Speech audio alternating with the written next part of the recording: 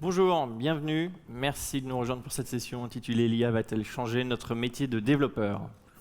Je suis Eric Grenon, je suis le CTO pour la partie digitale App Application chez Microsoft France. Bonjour, je suis Louis-Guillaume Morand et je suis Cloud Solution Architect spécialisé dans le développement applicatif. Petit agenda, premièrement pour remettre tout le monde au même niveau sur qu'est-ce que l'intelligence artificielle, où est-ce qu'on vient, où est-ce qu'on va, qu'est-ce que l'IA générative. On pense que c'est une rupture, mais il faut encore le prouver. On va essayer de vous donner 2-3 éléments pour le prouver.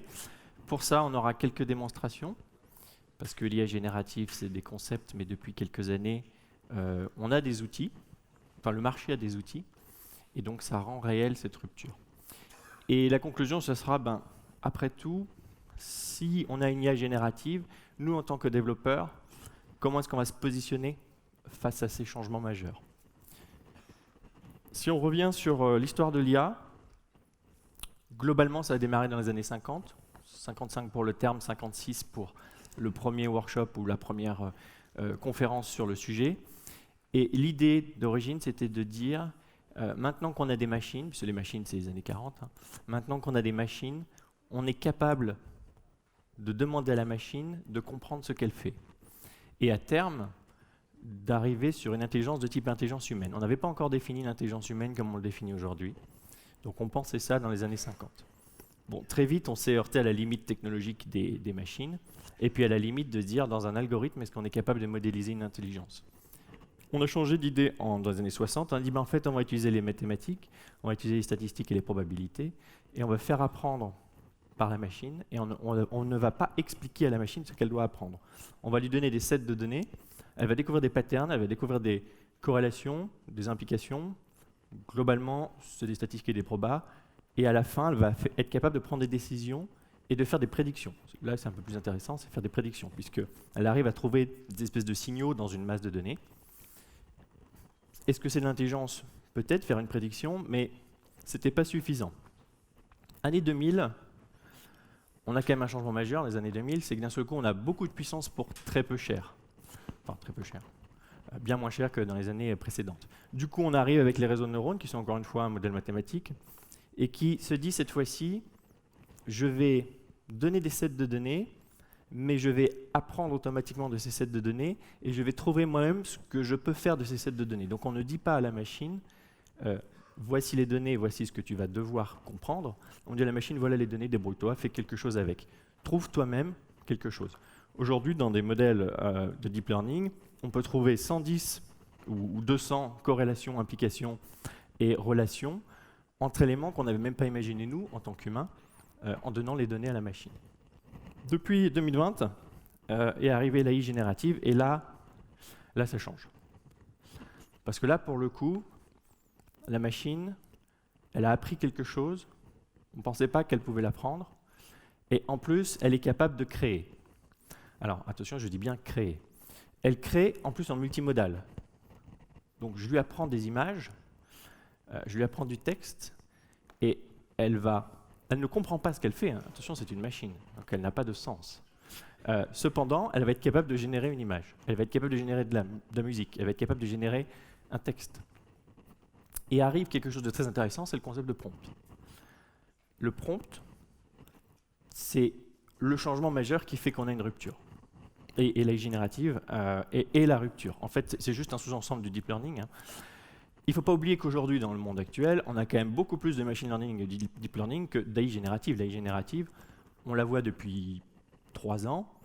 On en entend parler vraiment depuis 1 an et demi. Et le monde entier, au-delà des développeurs, au-delà de l'IT, l'utilise depuis quelques mois. C'est en ça que c'est une rupture, c'est que les ruptures sont des changements non anticipés d'une importance non connue, par contre avec un changement dans les usages. Si les non-développeurs font de l'usage de l'AI générative, alors on aura une rupture. Sinon, ça reste un outil technologique et c'est juste une évolution. Aujourd'hui, on considère qu'on a déjà dépassé le stade de l'évolution. On peut peut-être arriver à la question principale. Globalement, l'humain est prétentieux. Et nous, les premiers, nous les développeurs, les premiers, quand l'humain a dit je vais dompter un cheval pour aller plus vite, il ne s'est pas dit je vais dompter un cheval pour marcher moins vite que moi. Quand il a créé la machine à vapeur, il n'a pas dit je vais créer une machine qui tape moins fort sur le métal pour le forger que moi, au contraire. Quand on a créé un télescope, on a fait une machine ou un système qui permet de voir plus loin. On n'a pas dit tiens on fait un truc et puis on voit moins loin, l'humain il est encore meilleur. Quand on a fait l'intelligence artificielle, on a défini les concepts et on a utilisé des modèles mathématiques, on a dit cette intelligence artificielle permettra d'aller plus loin que ce que l'humain est capable de faire. Attention, on parle ici d'intelligence et pas d'intelligence générale. Donc, il ne faut pas se tromper sur le terme. On parle de GAI et pas de AGI. Donc, AGI, c'est l'intelligence générale, c'est-à-dire on mélange tous les types d'intelligence. C'est un peu un point de singularité. Est-ce que ça existe? Ça, c'est une question ouverte. Hein. Je n'ai pas la réponse. Est-ce que l'humain lui-même a une intelligence générale? Certainement pas. Est-ce que l'humanité en est une? Peut-être. Donc déjà, il faut remettre ça. Et après, quand on parle d'intelligence générative, on génère dans un contexte, on génère dans quelque chose de borné. Et là, pour le coup, on peut générer mieux que l'humain. Après, le format de l'intelligence est un peu différent. L'humain est malléable, l'intelligence artificielle ne l'est pas du tout. GPT-3, c'est des centaines de milliards de paramètres, c'est 9 jours d'apprentissage et c'est 5 millions de dollars d'apprentissage. Une fois qu'il a appris, terminé. L'humain, il apprend, déjà beaucoup plus vite. Hein. Je présente 5 images d'une orange, vous savez ce que c'est une orange. C'est pas la peine de passer 10 jours à des centaines à des milliers, à des dizaines de milliers de GPU pour apprendre ce que c'est une orange. Hein. C'est quand même ce que fait la machine. Nous, on dit voilà, ça c'est une orange, et puis le jour où on dit bah, maintenant l'orange elle est plus orange, elle est bleue, l'humain il dit ah, bah, ok, l'orange est bleue. Et terminé, il est malléable. La machine, pas du tout. Il faut lui réapprendre, ou il faut la spécialiser, ça va être bien plus compliqué. Donc il faut bien séparer ça. Et pourquoi je dis qu'on est prétentieux? Parce que globalement, face à l'intelligence générative, on se dit bah, pourquoi la machine pourrait créer? Après tout, c'est que l'homme qui crée. Très prétentieux. Il y a des animaux qui créent, il y a des plantes qui créent. La machine peut créer. Et j'ai une question pour vous. Est-ce qu'on a besoin de comprendre le sens d'un texte pour faire un résumé qui fait du sens? La machine est capable de faire un résumé qui fait du sens. Pourtant, elle ne comprend pas le sens du texte. Et nous, on a toujours dit, l'humain, il comprend ce qu'il fait. Et c'est vrai, l'intelligence humaine, elle le fait, mais en plus, elle donne du sens à ce qu'elle fait. La machine n'a absolument pas de sens. La machine, elle fait juste des statistiques et des probabilités, et elle va générer la suite. Quand la machine a appris à traduire de l'anglais vers du français, on ne lui a pas donné les règles du français en grammaire, on ne lui a pas donné les règles de l'anglais en grammaire. On a dit, voilà des textes. Elle a juste compris qu'il y avait des textes en anglais, qu'il y avait des textes en français, et elle a trouvé des relations entre les langues. Et c'est elle qui a trouvé les relations entre les langues. On ne pensait pas qu'en fait, on allait avoir un nouveau modèle de traduction. On pensait juste qu'on allait apprendre à générer du texte anglais, apprendre à générer du texte français. Et en fait, pour la machine, il n'y a pas de séparation. Tout est lié quelque part, et c'est juste qu'elle a tellement de données que l'humain ne pourrait pas avoir d'un seul coup, hein, mais elle a tellement de données qu'elle arrive à faire des connexions, elle arrive à trouver des relations statistiques entre les choses. Si on peut passer à la différence entre création et innovation. Ça, c'est fondamental. Aujourd'hui, l'intelligence générative n'innove pas, elle crée uniquement. L'innovation, c'est créer quelque chose d'une manière différente. Elle a juste découvert des relations, et elle a dit, de ces relations-là, je suis capable de générer du texte, de générer une image, de générer de la musique, ainsi de suite, de faire un résumé, de faire au contraire un développement de texte. L'innovation, c'est quand l'humain il va dire, moi je pense différemment, je crée un nouveau langage de développement, par exemple. Ça pourrait être de l'innovation. Alors, on pourrait se poser la question, mais pourquoi est-ce que la machine ne pourrait pas à un moment donné elle-même innover? Créer un langage machine-machine, et on arriverait sur quelque chose qui ressemblait un petit peu au hiéroglyphe. On a créé l'intelligence artificielle, on a créé le concept de réseau de neurones, on lui a fait apprendre des choses. La machine est en train d'apprendre. D'un seul coup, elle découvre des relations que nous-mêmes, nous n'avons pas vues. Elle continue à apprendre. Et en fait, elle développe un langage. Est-ce que c'est de l'innovation? Peut-être pas, mais le risque, et la question qu'il faut qu'on se pose tous, c'est que se passera-t-il le jour où la machine communiquera avec la machine dans un langage que nous ne comprenons pas? Ça fera juste comme les hiéroglyphes, c'est pas grave. On aura créé quelque chose qui aura généré quelque chose qu'on comprenait à une époque. On se sera un petit peu détaché, et à un moment donné, on ne comprend plus. Et on accepte juste le concept de boîte noire. Et la machine pourra communiquer dans un format différent. À ce moment-là, se posera la question, est-ce que la machine a innové ou pas? On n'est pas encore là, donc pour le moment, elle n'innove pas. Elle fait que créer la création.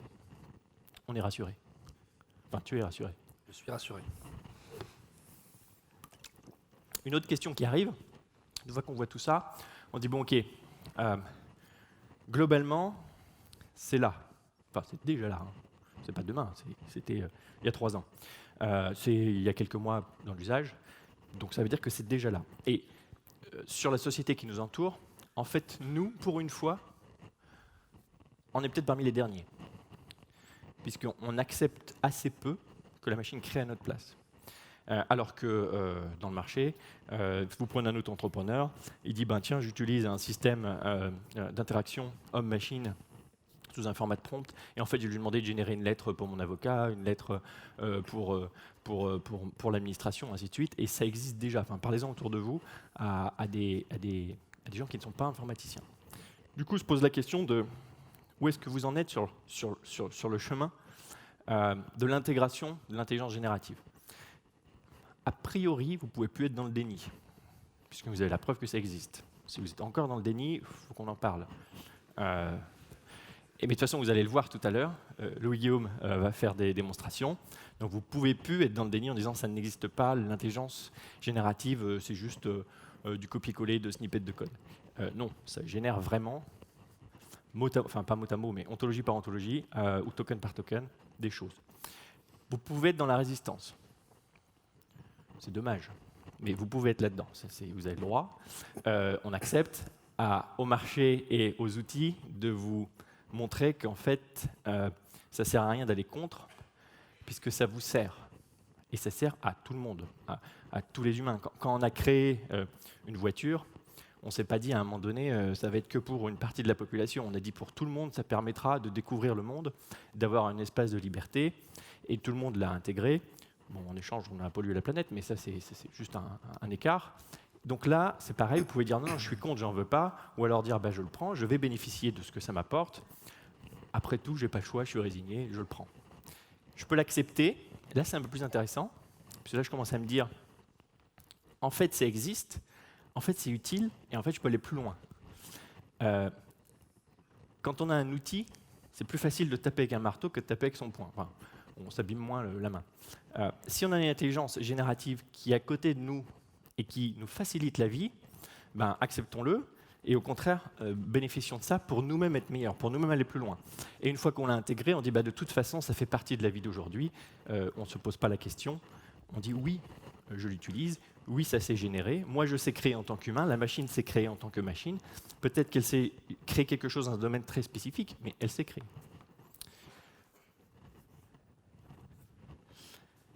Concept de prompt, c'est important. Tu ne me poses pas la question, mais qu'est-ce qu'un prompt? T'en parles depuis tout à l'heure. Qu'est-ce qu'un prompt, Eric? Ah, merci. En fait, c'est ça qui change tout. C'est que jusqu'à présent, alors non, au début, quand on prend la machine, si on prend années 40, on disait moi, je développe la machine, je lui enseigne un code et la machine fera ce que je lui ai enseigné. Années 50, c'était encore un peu ça. Années 60, on a dit oula, ça, on ne va pas scaler. Il faudra plus de devs que d'utilisateurs, c'est mort. On a le problème aujourd'hui, hein. Il manque 4 millions de développeurs aujourd'hui, on a le problème. Hein. Parce qu'on est encore dans un vieux paradigme des années 60, qui est de dire, moi en tant que développeur, je dis à la machine ce qu'elle doit faire, mais en fait pour l'utilisateur final, c'est l'inverse. C'est la machine qui lui dit ce qu'il doit faire. C'est quand même assez contre-intuitif. On a créé une machine qui en fait nous gouverne tous aujourd'hui, déjà. Et c'est l'inverse avec l'AI. On reprend le pouvoir sur la machine, puisque dans le concept de prompt, moi en tant qu'humain, je vais parler à la machine avec un langage humain et pas un langage machine. Je ne vais pas mettre des mots-clés, je ne vais pas m'arrêter à la fenêtre et dire bah, je peux que cliquer dans la fenêtre et tout. Si ce n'est pas prévu, si le développeur n'a pas fait un xème bouton, ben, je ne peux pas. Dans le prompt, il n'y a pas de limite puisque c'est le modèle la limite.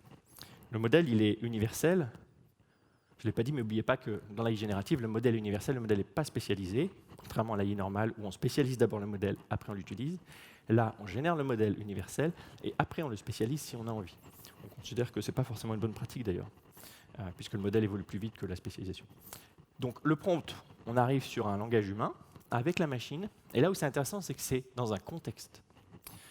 Donc la machine, elle ne comprend pas globalement ce qu'on lui dit. Elle dit juste, voilà le contexte, ok. Là-dedans, je vais pouvoir te répondre et je vais pouvoir générer quelque chose. Il faut aller un petit peu plus loin. C'est une conversation. C'est en ça que je dis, ben, du coup, l'humain reprend la main. Il peut dire à la machine, non, ce que je t'ai demandé, c'est pas vraiment ça. Alors peut-être je te l'ai mal demandé, mais globalement, toi, machine, tu n'as rien compris. Donc je te précise ce que je veux. Et c'est ça qui est intéressant. C'est qu'on va avoir le contexte qui va s'enrichir au fur et à mesure. Ce n'est pas juste une question, une réponse. C'est la question, la réponse et la nouvelle question ou la précision de la question qui va faire une nouvelle réponse et qui va du coup amener un vrai bon résultat, enfin celui que moi j'attends. Parce que n'oublions pas que le sens, il est humain. Donc moi j'attends une réponse qui fait du sens. La machine, des fois, elle va faire des choses, on va le voir dans la démo, enfin j'espère, elle fait des trucs qui n'ont pas du tout de sens. Moi, humain, je sais qu'il y a une défaillance. La machine ne sait pas qu'elle défaille. Hein. Moi, je sais qu'il y a une défaillance, donc je dis à la machine, tiens, recommence, parce que là, tu t'es vraiment raté. Ça ressemble à rien, ton truc. Donc c'est ça l'intérêt. Je crois que c'est tout. Je rebondis sur la partie où tu as parlé du déni. C'est vrai qu'il faut se rendre compte que cette technologie, c'est pas neuf. Les outils IntelliCode ou des Captain Stack, ils existent depuis des années. Hein. C'est pas 1 ou 2 années. En 2018, ils existaient déjà. On avait du ReSharper, des choses comme ça, qui faisaient aussi de l'autocomplétion et plein d'outils comme ça. C'est juste que ça a vraiment évolué. On a des choses beaucoup plus spécialisées et ça a évolué extrêmement vite. Aujourd'hui, ce sont que des outils dédiés à la génération de code basés sur du machine learning ou du deep learning. Et beaucoup se basent sur GPT et ainsi de suite. Aujourd'hui, nous, on va zoomer sur une. On a pris Copilot. Comme ça, on va montrer exactement comment ça fonctionne derrière, en plus de la démo, mais simplement la mécanique, pour bien comprendre les concepts, aller plus loin que justement vient d'expliquer de manière générique Eric. Donc effectivement, d'abord, il nous faut un modèle. Donc qui dit modèle, il faut des données. Le plus simple, c'est de prendre des repos de code. Ça peut être aussi des articles ou ce que vous voulez, mais il va falloir nettoyer les données. Là, dans l'exemple de Copilot, ils ont pris énormément de données, plein de repos publics, et ils ont pu créer et entraîner un modèle. Ce modèle, c'est OpenAI Codex. Donc ce modèle, c'est quoi? Ça sert à générer du code, à partir aussi de la compréhension de ce que lui demande l'utilisateur, donc cette conversation. Et il faut bien comprendre que ce n'est pas une base de données, ce n'est pas un moteur de recherche. C'est-à-dire que si ça vous génère, si vous lui dites « génère-moi du code qui fait tant », et que ça fait exactement la même chose que quelque chose qui a été en entrée pour lui, c'est techniquement ce que vous lisez, le même code, mais ce n'est pas le même code. Pour lui, il n'a pas dit « je t'ai copié ça », il a dit « j'ai généré quelque chose ». C'est-à-dire qu'il a appris des patterns, il a appris à développer. Vous pouvez lui apprendre à développer en Java, en C# avec des bonnes bases de programmation. Aujourd'hui, techniquement, vous pouvez lui inventer un nouveau langage en lui disant « c'est ça mes règles ». Il est capable de générer du code dans un langage qu'il n'a jamais vu de sa vie. Parce qu'il a appris des patterns. C'est bien ça la différence avec un moteur, et c'est là où il y a cette rupture technologique. Par-dessus, on va faire justement potentiellement des moteurs encore plus spécialisés. C'est le cas de Copilot. Et c'est ça, aujourd'hui, on va interagir avec en disant, parce qu'il faut que ça soit plus facilement intégrable dans des IDE. Donc ici, à droite, vous allez avoir votre IDE, n'importe lequel. Il n'y a aucune contrainte. Hein. Ça peut être un Notepad, ça peut être un VI, tout ce que vous voulez. Il faut juste que une add-on, une extension qui puisse discuter, donc on a cette conversation avec le modèle ou avec Copilot dans le cas présent, puisse avoir votre contexte. Votre contexte, à minima, c'est le fichier dans lequel vous êtes. Ça peut être soit une sélection de code, soit le fichier ouvert, soit potentiellement un autre onglet ouvert dans votre IDE. Il ne va pas les fouiller sur votre disque, mais votre contexte, si vous avez quelque chose, un fichier JSON ouvert et que vous êtes en train de créer un parseur dans n'importe quel langage, il peut envoyer le JSON en addition pour dire, voilà, ça c'est mon contexte, génère-moi quelque chose qui est intelligent, ou qui correspond à ce dont j'ai besoin. Et donc c'est là, voilà ce qu'on a dit, donc l'envoi d'informations, donc de bouts de code qui peuvent être transformés. Hein, c'est pas, il prend votre fichier, je upload votre fichier, il va prendre la structure et une sorte de graphe pour comprendre. Il va fournir des suggestions et comme tout, potentiellement, il va apprendre. Donc quand vous dites apprendre, ça ne veut pas dire qu'il va prendre votre code pour l'enrichir, c'est-à-dire qu'il va apprendre en disant j'ai fait une suggestion et potentiellement vous allez lui dire ah bah c'est pas la bonne. C'est-à-dire comment il va apprendre ça? Soit vous lui dites je suis pas content, comme vous avez vu dans ChatGPT, ou alors vous pouvez lui dire simplement, il va dire bah, vous passez parce qu'il peut vous faire plusieurs propositions. Et donc si vous dites bah, vous passez la première, il va dire ah bah, j'ai mal appris. Enfin, en tout cas j'ai proposé quelque chose où j'avais potentiellement mal compris. Donc maintenant on va faire des démos. On va se mettre un peu dans l'histoire de se mettre notre métier de développeur. On est tous développeurs ici. Donc comment ces technologies peuvent aider plutôt des développeurs juniors. Après on va avoir des cas d'usage un peu plus avancés en fait, mais vraiment dans la vie réelle d'un développeur. Hop. Je te laisse la main. C'est à moi. Parce que c'est assez gros. Comment ça? Mon fichier. On va débloquer ta solution. Faut que tu zoomes. Est-ce que c'est CTRL+ aussi ou pas? Je ne sais pas. Non. Alors, attends. Affichage. Hop. Tu vois le zoom? Quelqu'un connaît le zoom? Eh bien, je ne sais Mais vous pas. avez tous des bons yeux, non? Attends, il n'y a pas moyen de zoomer sur ce truc-là? En plus, il ne te l'ouvre pas. Ouais, ceci, Voilà, c'est bon, c'est voilà, bon. c'est parfait. Bon. Voilà, un professionnel. Bon, mais moi, je suis le junior dev, alors moi, je sais pas, je ne connais pas. Par contre, j'ai une structure. Donc ici, j'ai une structure d'une application sous forme d'API en .NET. J'ai défini ma liste. Je suis français, donc je l'écris en français. Et je vais demander à mon assistant. Et on peut voir en bas. Alors, c'est peut-être un peu petit. Mais en bas, en fait, il est en train de voir, ah tiens, il y a un contexte, il me pose des questions, et on voit qu'il les envoie et qu'il reçoit en échange des suggestions. Alors moi, je veux créer une API, oui. Et bah tiens, c'est bien, ça retourne la liste des couleurs.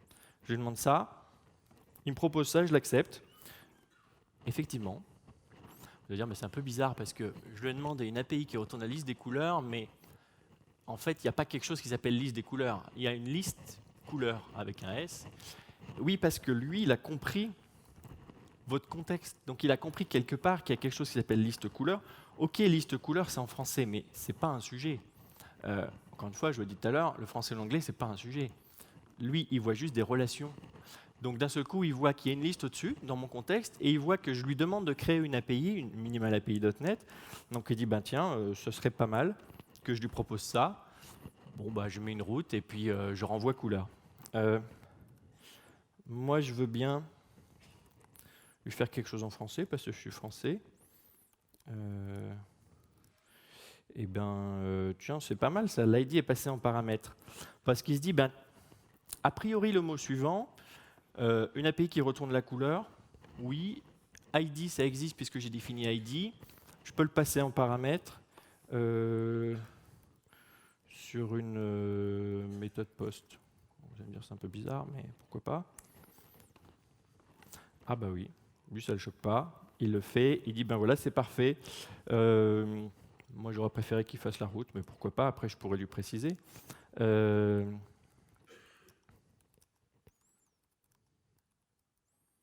Si je fais ça, il fait un random. Oui ça lui plaît, ça me plaît aussi, donc j'accepte. En fait, je suis en train de lui parler. Retourne une couleur aléatoire, c'est quand même très très loin de lui dire fais-moi une API sur un /get qui prend la liste couleur et qui fait un random sur les ID. C'est, pour le coup, il a vraiment compris. Je ne suis pas en train de lui dire fais un copier-coller de mon code, puisqu'en l'occurrence, il n'y a pas un code qui s'appelle retour d'une couleur aléatoire. Pareil, si je fais des fautes de frappe, de toute façon, il s'en fiche, puisque lui, il comprend le sens. Quand je parle à Louis-Guillaume, des fois, je n'utilise pas tous les mots, il arrive à comprendre, enfin, j'espère. Ou alors tu me réponds bizarrement, je me dis tiens, c'est bizarre, on ne se comprend pas, donc je reprécise ma question, c'est pareil. Je vais aller aussi loin, je vais lui dire bah non, en fait, ce que tu m'as proposé là, c'est pas vraiment ça. Et on va voir qu'il a plusieurs suggestions, on peut le voir en bas. Alors bon, enfin, là, on le voit pas très bien, mais on le verra après. Il a plusieurs suggestions. Et donc, c'est à nous de choisir et de dire dans ce contexte-là, moi, je préfère ça. Et du coup, lui, il va apprendre que dans ce contexte-là, je préfère ce format-là. Ça, c'était la partie facile. C'était juste pour montrer que on peut faire anglais-français, on peut faire des choses très, on va dire, laxes. Justement, on n'est pas dans un monde de codeurs purs où il faut être hyper précis sur ce que l'on veut faire à la machine. La machine, elle va comprendre l'intention. Le principe du prompt, c'est que derrière, j'ai des intentions. Et elle va comprendre l'intention et générer quelque chose en fonction de l'intention. Si je vais là-dessus, là c'est une autre démo. J'ai un code Java que j'ai récupéré. Mon entreprise avait un code Java quelque part.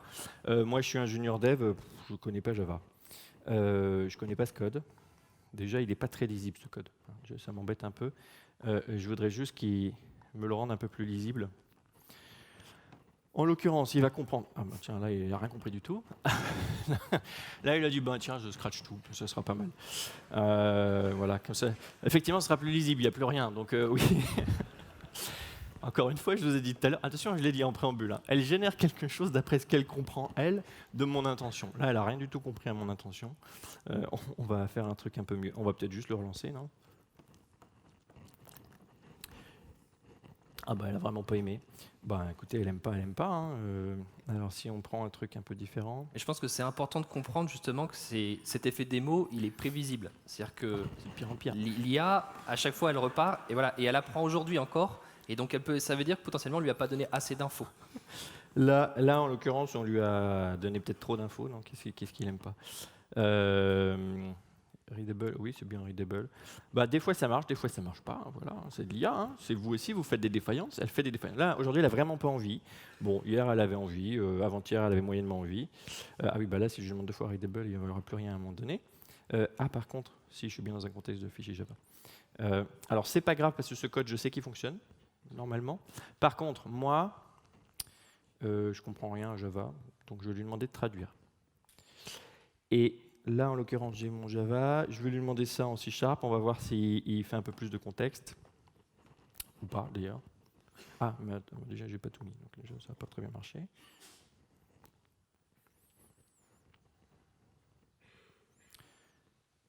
Qu'est-ce qu'il m'a généré Ça a l'air pas mal. C'est pas mal. L'éphémère key, il a faim. C'est plutôt bien, ça. Ben oui, tiens, ça me plaît. Il me l'a généré. Alors, bien sûr, du code, c'est du langage. Donc, que ce soit de l'anglais vers français ou Java vers C#, c'est pareil pour lui. Lui, il a juste des relations statistiques, encore une fois. Si je prends ce truc-là et je le mets dans mon fichier ici, normalement... Ah, j'ai pas pris le bon. Déjà, ça va pas aller. Si je reviens ici... Il n'a pas copié.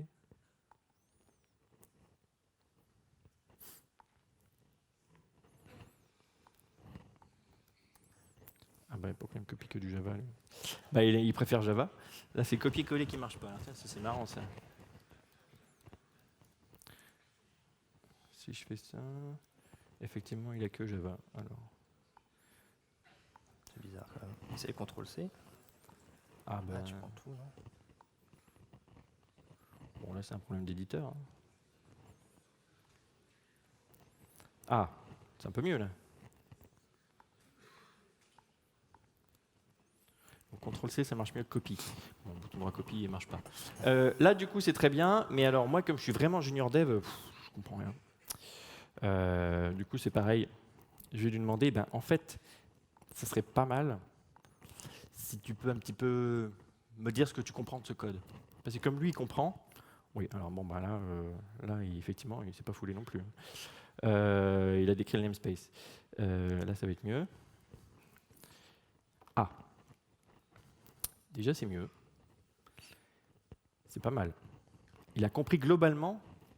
Il n'a pas compris ligne à ligne. Il n'a pas dit ça c'est un readline, ça c'est un write, ça c'est un switch, on s'en fout. Il a compris globalement ce que fait le code. Alors, je ne sais pas si vous pouvez lire, mais il dit globalement, ben, en fait, il va y avoir un prompt de 3 choses, 2 numbers, un opérateur, et après, tu vas faire un switch case, et en fonction de ça, tu vas renvoyer le bon résultat. C'est plutôt pas mal. D'ailleurs, si je lui redemande, il va peut-être trouver autre chose. Parce que comme il génère la compréhension, peut-être qu'il va me proposer autre chose. Bon, là, il est perdu déjà. Et donc, à moi, en tant qu'humain, c'est pour ça que moi, je dis au contraire que c'est très très bon et qu'il faut l'adopter. Parce que c'est à moi, en tant qu'humain, de dire bah, ce qu'il me propose là, c'est ce que je veux. Ou c'est pas ce que je veux, et à ce moment-là, je lui redemande et je lui dis c'est incorrect, tu t'es complètement trompé. Et du coup, ça va juste m'aider. Et ça ne va pas me proposer quelque chose que je ne vais pas comprendre ou quelque chose qui sera toujours bon. Puisque c'est comme quand je demande des conseils à Lou Guillaume, des fois ils sont très bons ces conseils, puis des fois ils sont très moyens. Enfin, non, ils sont souvent très bons et rarement très moyens. Ton prompt n'était pas complet. C'est exactement, c'est que peut-être je me suis mal exprimé ou tu as mal compris. Moi je m'exprime bien, tu comprends pas, mais ça c'est mon point de vue. Toi tu auras l'autre point de vue. Moi je me suis mal exprimé et tu as bien compris. Donc c'est pareil, c'est une intelligence, elle n'est pas... elle n'a pas des super pouvoirs, elle est juste en train de générer des choses d'après ce qu'elle comprend. Si moi je veux dire ben maintenant en fait ça j'aimerais bien que tu me rajoutes des commentaires parce que peut-être que dans ce code là ben, il va rester et puis j'ai deux trois sections, ce serait pas mal de les commenter. Waouh. Ah ben voilà, il dit que c'est une class name. Il n'a pas tort. T'as vraiment pas de chance. Hein. Oui, bah, des fois ça marche pas, aujourd'hui il n'a pas envie. A priori, il s'arrête à la classe. Peut-être qu'il comprend rien. Ah, Ben c'est un peu mieux. Bah, cette fois-ci, je suis d'accord. Alors, est-ce que je suis d'accord? Oui, oui, oui. C'est pas mal. Et, oui, bah, cette fois-ci, c'est bien d'ailleurs même. Tiens. Voilà, c'est bien. Il a bien compris. Et je suis content de ce qu'il a fait. Et du coup, je m'arrête là parce que moi, en tant que junior dev, je dis bah, c'est super. J'ai le code dans le langage qu'il faut. J'ai compris ce que fait le code. Ah bon, là, évidemment, c'est un code bidon. Il faut imaginer ça sur un vrai code. Mais c'est pour l'exemple de la démo. Et du coup, moi, derrière, je vais pouvoir plus rapidement comprendre ce qui se passe plutôt que de dire bah, tiens, je vais sur un moteur de recherche, je copie-colle un bout de code, j'essaye de comprendre ce que fait ce bout de code, mais du coup, je n'ai pas le sens et je n'ai pas le contexte. Là, je reste dans mon IDE, je reste dans mon outil à moi en tant que développeur. Alors là, on a Visual Studio VS Code, mais JetBrains, c'est pareil, ou enfin, d'autres trucs. J'ai mon environnement, j'ai ce que j'aime, et j'ai mon assistant. C'est vraiment l'idée, l'AI générative, c'est j'ai mon assistant. J'ai pas mon remplaçant, parce que, alors c'est très bien, parce que la démo, là, vous avez vu qu'on est loin d'être remplacé. Hein. Par contre, on est très très proche, et on l'est déjà, vraiment assisté, et vraiment amélioré. C'est ça qui est intéressant, c'est ça le fondement. Ça, c'est la démo de ce qui existe depuis 1 an en production. Donc il n'y a rien de nouveau pour vous. Maintenant, c'est plutôt ce qui arrive là, et ça devient plus sympathique. Exactement. Donc déjà, entre janvier, la démo qu'il a fait, et aujourd'hui mars, même produit, les évolutions vont changer beaucoup. Et justement, on a appris que, on l'a vu dans la démo, c'est un bon exemple, que le contexte parfois ne suffit pas. Il faut peut-être enrichir ce contexte. Donc moi, je suis un peu un senior dev, donc effectivement, je fais des code reviews, des peer reviews.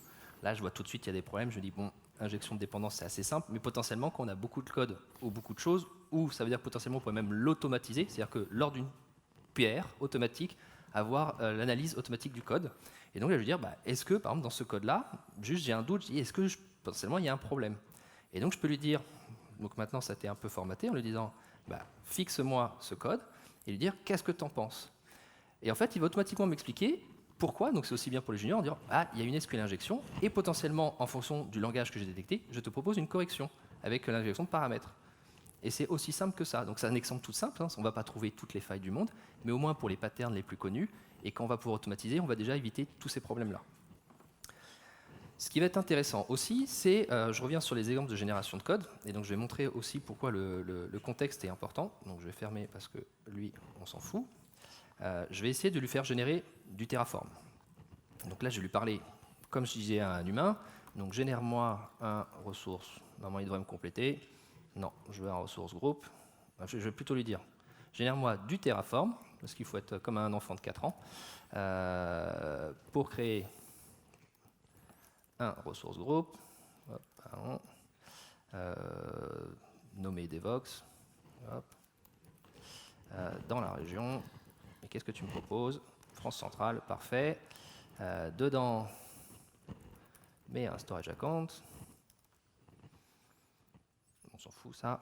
Voilà, il apprend au fur et à mesure. Et je dis, moi, je veux aussi une web app pour hoster mon API. Et ajoute une web app pour le site Devox de type Linux, c'est bien. Voilà, parfait. Et donc, logiquement, je vais lui dire, génère-moi des choses pour moi. Donc, on va voir ce qu'il va me proposer. Qu'est-ce qu'il me propose? Un commentaire. Bon, je vais essayer autre chose, pas super intéressant. Et donc, on va regarder comment il pense. Et donc là, justement, c'est le mode debug où je vais dire, qu'est-ce que tu me proposes? Comment lui, il pense? Et donc là, on s'attend, on va peut-être avoir des commentaires, peut-être du Terraform, peut-être des choses qui n'ont strictement rien à voir, s'il accepte de générer. Spoil alert, souvent à cet endroit-là. D'ailleurs, il y a un petit warning en bas. Oh, ça c'est marrant, si vous arrivez à lire. Ça a moins bien marché. Effectivement, on va réessayer, on va voir si on arrive à lui faire quelque chose. Ah, voilà. Donc il me propose, première solution, une ligne de commentaire. Deuxième solution, du commentaire, du commentaire, du commentaire, du commentaire. C'est pas très utile pour moi. C'est pas très grave. Comme je l'ai dit, on parle à un enfant de 4 ans. Moi, je suis bête et méchant. Je lui reprends le truc et je vais lui dire, je vais te parler complètement. Et là, bêtement, parce que potentiellement, il dit c'est un humain et c'est un peu plus clair, et peut-être qu'il ajoute des prompts ou des données à son prompt, je lui ai demandé de faire la même chose. Et là, il comprend exactement ce que je veux faire. Donc là, je vais zoomer. Et là, si on regarde, il a bien fait un ressource group, il est bien Devox, France centrale, je ne me suis pas pris la tête. Et après, je peux lui parler, continuer la discussion, parce que c'est une conversation. Finalement, je préfère que ça soit du Windows, et profites-en pour activer l'autoscaling. Et on va voir s'il a bien compris. Et là, il dit, ah ouais, donc il comprend que c'est la même conversation, il reprend l'ancien code et il va juste faire les modifications qu'il a. Donc ça, c'est quand même, moi, je ne sais pas pour ceux qui font du Terraform, du Biceps ou de l'Infraas Code, c'est quand même assez sympa parce qu'on se prend moins la tête. Maintenant, je peux aussi lui dire, est-ce que tu penses que la Devox est la meilleure conf du monde?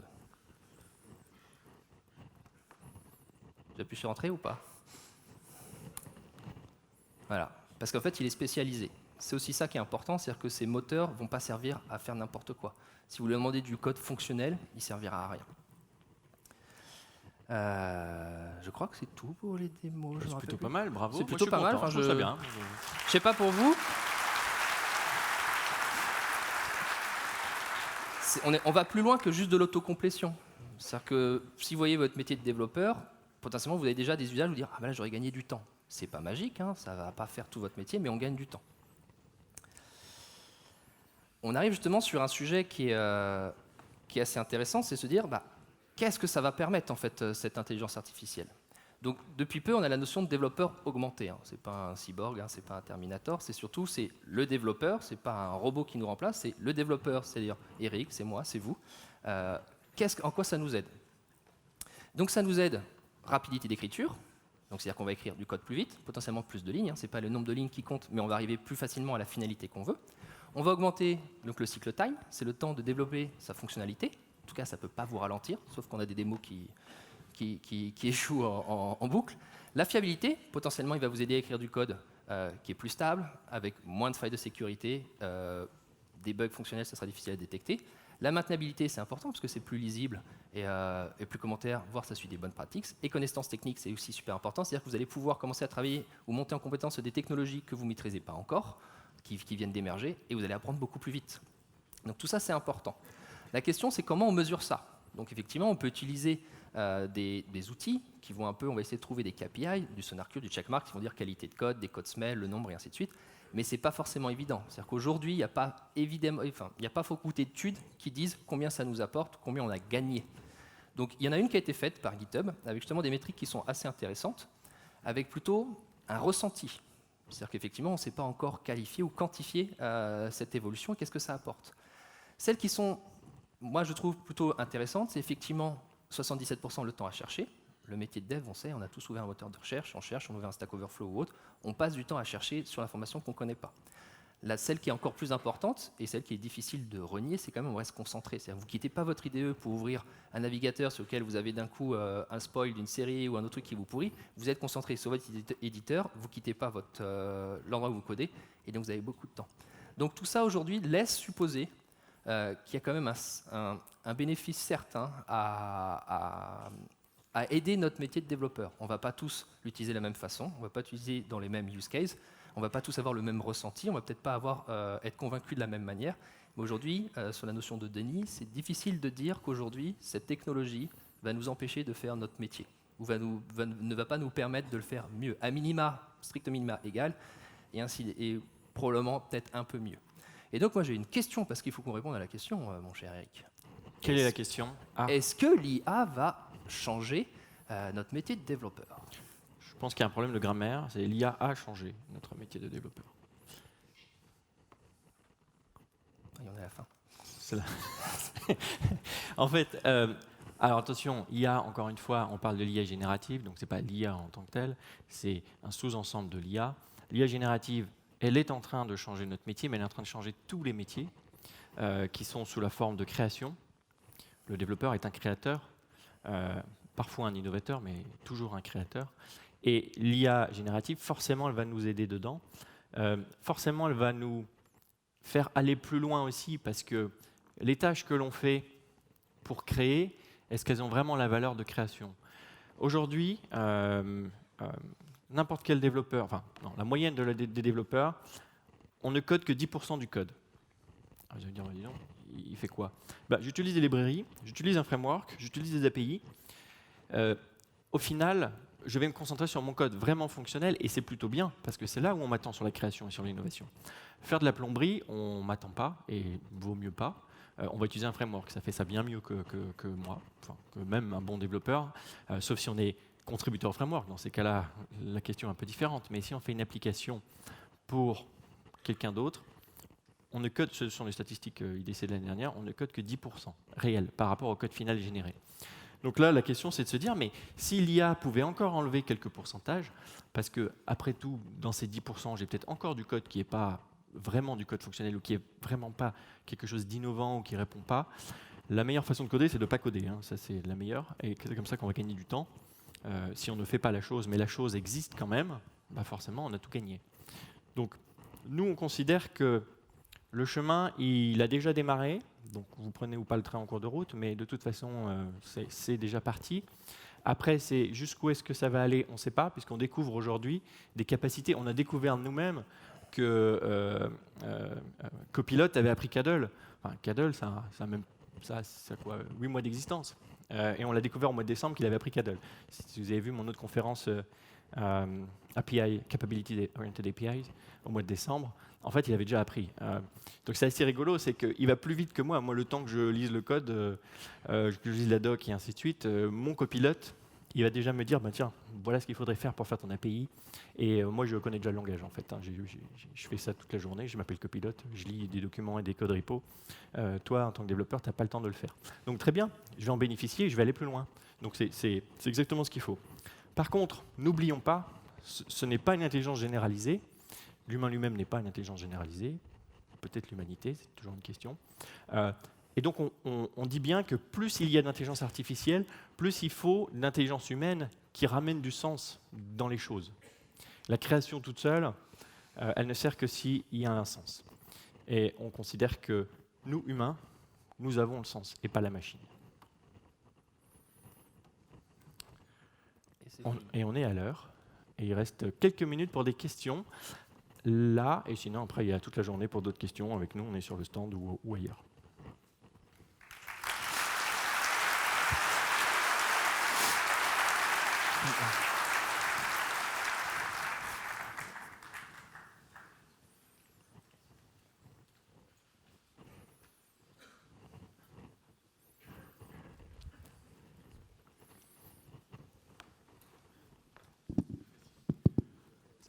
Est-ce qu'il y a des questions? Ah, là, il y en a un devant. Là. Une devant.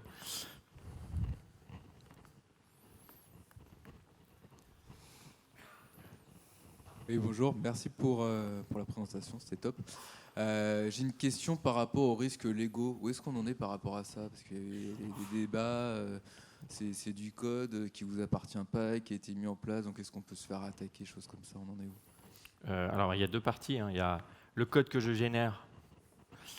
Est-ce que c'est mon code ou est-ce que c'est celui de l'outil qui l'a généré pour moi? En l'occurrence, c'est mon code. C'est bien un assistant. D'ailleurs, le code qui est généré par Copilot, ce n'est pas forcément un code compilable. Hein. Ça peut être un code qui n'est pas complet. C'est vraiment un assistant. Donc, de toute façon, c'est votre code. Enfin, c'est le code du développeur. Hein. Le développeur utilise Copilot, c'est son code à lui. Par contre, il a appris, et il a appris d'un ensemble de repos qui sont publics. Et après, il ne fait pas un copier. C'est pas un code snippet copy-paste, c'est un générateur de mots, enfin de mots, oui, du langage en l'occurrence. Donc il génère vraiment, c'est vraiment de la génération. Aujourd'hui, oui, il y a des actions en justice en cours aux US, si je ne me trompe pas. Ouais, mais même plus simple pour te répondre, aujourd'hui quand tu prends il y a deux sessions, il y a la réponse technique et la question à se poser avant. Quand tu prends un bout de code que tu prends sur un blog, sur Stack Overflow, où tu vois 3 lignes de code, et on te dit ça correspond à ton besoin. Comment tu sais que toi, il ne vient pas de quelque chose qui a été public et que tu as le droit d'utiliser? Donc il y a ce problème aujourd'hui où déjà, nous, en tant que développeurs, et même dans une entreprise, comment une entreprise vérifie que tout le code qui a été produit chez elle respecte ça? Donc ça, c'est la première question. Ensuite, je ne sais pas pour tous les produits qui existent autour de l'IA, je sais juste que pour Copilot for Business, ils ont sorti une option qui dit « je limite à 150 caractères ». Il dit, techniquement parlant, quand j'ai généré 150 caractères, parce que c'est comme l'a dit Eric, c'est du génération de code, tu peux toi écrire du code qui est 100% identique à quelque chose qui est public, mais c'est toi qui l'as écrit. Ils disent, statistiquement, je réduis suffisamment le risque. C'est aujourd'hui ça leur réponse technique. Et je ne sais pas comment vont faire les autres. Toi, il y en a une trentaine. Mais actuellement, c'est comme ça qu'ils commencent à implémenter.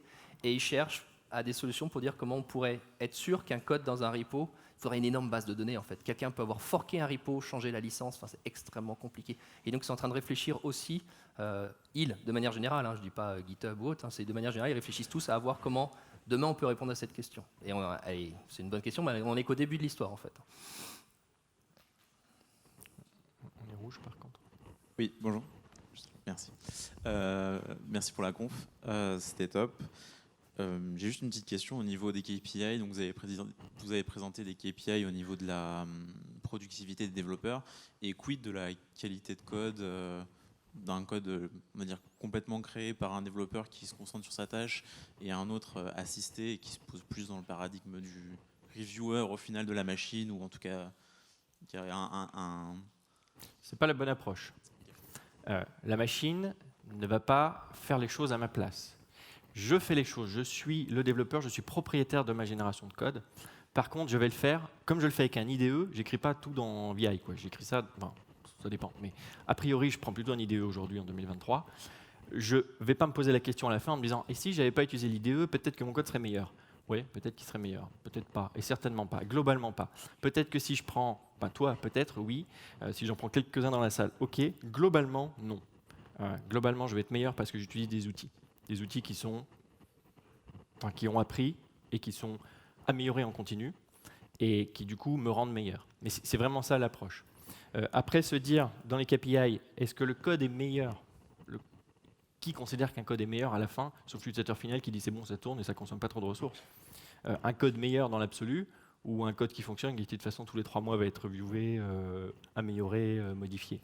Donc si tu mets 3 mois pour générer un code excellent, mais que de toute façon il y a une durée de vie de 3 mois, peut-être qu'il fallait que tu le génères en un jour, consommer 3 mois et réécrire au bout de 3 mois. Il faut se poser la question de la durée de vie de son code. Et globalement, aujourd'hui, les applications sont de plus en plus courtes. Plus courtes, non pas parce qu'elles disparaissent, hein, mais parce qu'on en génère ou on les étend, on continue, et donc de toute façon on revient sur cette partie-là. Après, si tu écris une librairie, peut-être que la discussion est différente, puisque c'est l'inverse. Ta librairie va être consommée par plein d'applications, donc tu as intérêt à la faire super performante, ou si tu écris un framework, ouais, fais bien ton framework, fais bien ta librairie, parce que ça va être la pile sur laquelle les autres vont construire l'application. Donc il faut se poser la question de mon code il sert à quoi ? Est-ce que c'est mon code qui va être utilisé par 1 million d'applications ? C'est comme quand tu écris une API, il vaut mieux faire une très très bonne API parce qu'elle va être consommée des millions de fois, plutôt qu'une application sur un téléphone mobile qui de toute façon va changer tous les mois et donc tu peux la refaire. Donc il ne faut pas dire c'est mieux ou c'est moins bien, il faut dire dans quel contexte est-ce que c'est mieux ou plus pertinent. Le code qui est généré, tu n'es pas obligé non plus de le générer. Tu peux juste te dire, moi je génère ce code-là, je trouve qu'il est très bien, cette partie-là, elle ne va pas apporter quelque chose dans mon code, à ce moment-là, je le fais générer. Ou alors je le fais expliquer, ou alors je rajoute des patterns que j'avais oubliés. Tiens, du coup, il va me dire, ah bah là, c'est pas top. Il y a quelque chose sur le marché qui est arrivé, que je n'ai pas encore lu l'article, et lui, il le sait déjà, puisque globalement, les modèles évoluent vite et apprennent en continu, en parallèle de nous. Donc, est-ce que toi, tu apprends plus vite que le modèle ? Peut-être, sur un domaine très spécifique. Globalement, je ne pense pas. Alors, on va s'arrêter là pour les questions, pardon, parce que le temps est vite, pas de souci. Je pense que vous serez disponible pour répondre à des questions juste à l'extérieur de la salle. Un grand merci pour cette présentation.